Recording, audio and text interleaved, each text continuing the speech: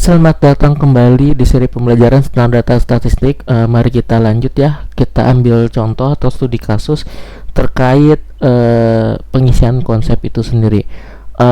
Jadi sebelumnya tuh saya nih selaku pembelajar itu telah membreakdown terkait PT ya. Mungkin ini bingung ya, kenapa kok tiba-tiba ada rumah dan seterusnya. Ini saya jelaskan ulang ya. Jadi data yang kita gunakan sekarang itu adalah data terkait punyanya Ditjen AHU. Ditjen AHU itu datanya sangat banyak dan majemuk, di mana dia itu ada data PT, yayasan, perkumpulan, CV dan seterusnya. Nah, jadi sebelum kita breakdown lebih jauh nih, kita pengen lihat nih contoh nih ya. Ada data namanya jumlah pengesahan perseroan terbatas sudah sampai SK.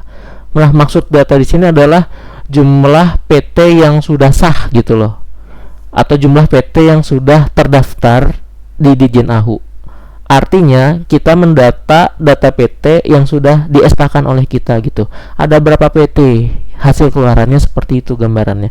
Nah, berarti konsep dari sini mungkin sebelumnya kan kita mikir bahwa oh ini data tentang PT, berarti gagasan utamanya adalah PT. Betul kan? Ya, mungkin secara garis besar memang betul data ini gagasan awalnya terkait PT, tapi yang menjadi pertanyaan adalah apakah PT ini punya rumah besarnya? Setelah kita cari tahu bersama kemarin bersama dengan Ditjen AHU, didapati bahwa rumah besarnya PT itu korporasi. Karena di dalam korporasi ini itu terdapat yang namanya badan usaha sama badan hukum. Mungkin yang kita tahu nih ya, PT itu biasanya bisa bentuk badan usaha, bisa juga dalam bentuk badan hukum. Yang mungkin ini sependek pengetahuan saya selaku pembelajar ya. Mungkin nanti Bapak Ibu bisa disesuaikan kembali PT ini nanti masuknya kemana. Tapi yang jelas bahwa rumah besar dari PT ini adalah korporasi.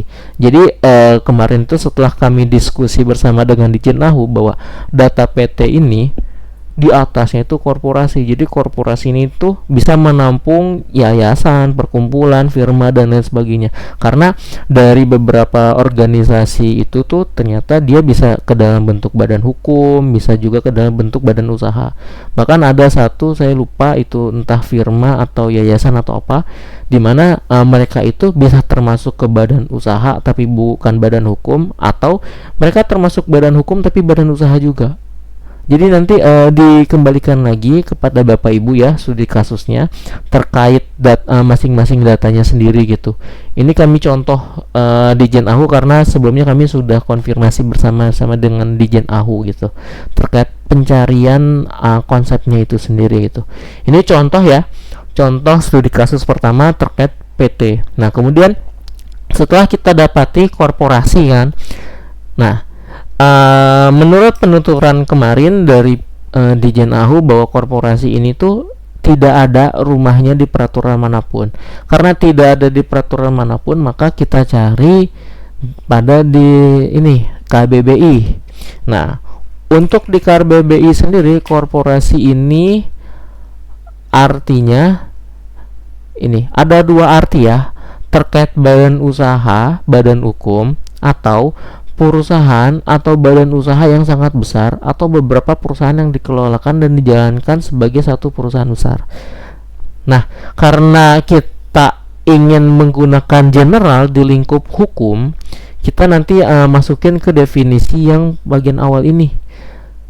Mungkin tadi sudah sempat lihat sekilas ya di video sebelumnya bahwa kita sudah memasukkan korporasi ini ke dalam definisi seperti ini. Ada badan usaha yang sah, badan hukum, dan referensi yang kita gunakan adalah KBBI versi 6. Kok tahu versinya dari mana? Kita buka websitenya, di mana KBBI sudah versi 6 dan update atau pemutakhiran terakhirnya itu di April 2025 gitu.